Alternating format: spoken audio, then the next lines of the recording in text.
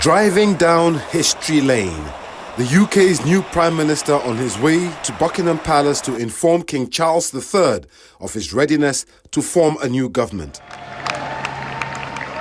It's an extraordinary turnaround for Sir Keir.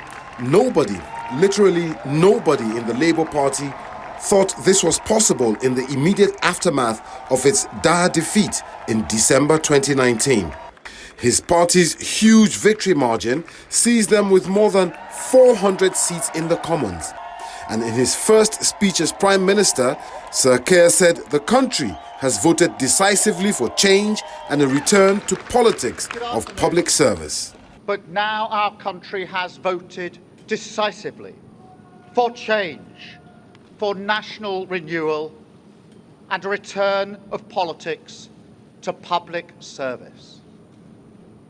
When the gap between the sacrifices made by people and the service they receive from politicians grows this big, it leads to a weariness in the heart of a nation.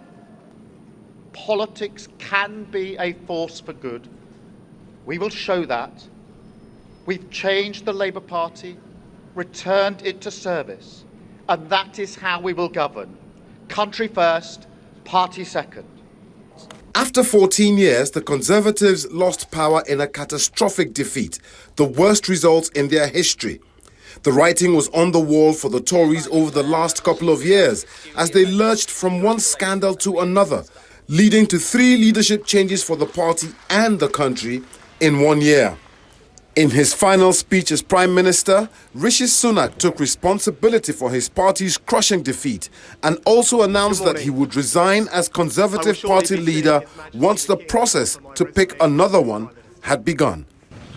To the country, I would like to say first and foremost, I am sorry. I have given this job my all, but you have sent a clear signal that the government of the United Kingdom must change, and yours is the only judgment that matters. I have heard your anger, your disappointment, and I take responsibility for this loss.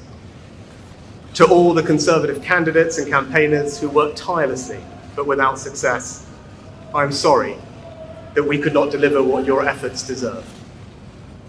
It pains me to think how many good colleagues who contributed so much to their communities and our country will now no longer sit in the House of Commons. I thank them for their hard work and their service.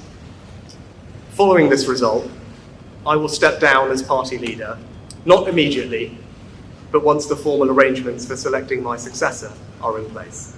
High-profile Conservative Party members who lost their seats include former Prime Minister Liz Truss, Defence Secretary Grant Shapps, Jacob Rees-Mogg and Penny Mordaunt.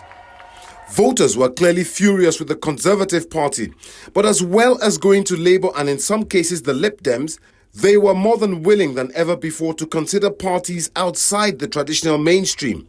Greens, pro-Gaza independents and the Reform UK Party, whose leader and architect of Brexit, Nigel Farage, won a seat in Parliament for the first time after losing the last 7 elections in which he stood. That puts Labour on notice that the UK is in an unusually volatile period, that the voters may be willing to turf them out rapidly if they fail, and the evidence for that is there right now in Labour's victory.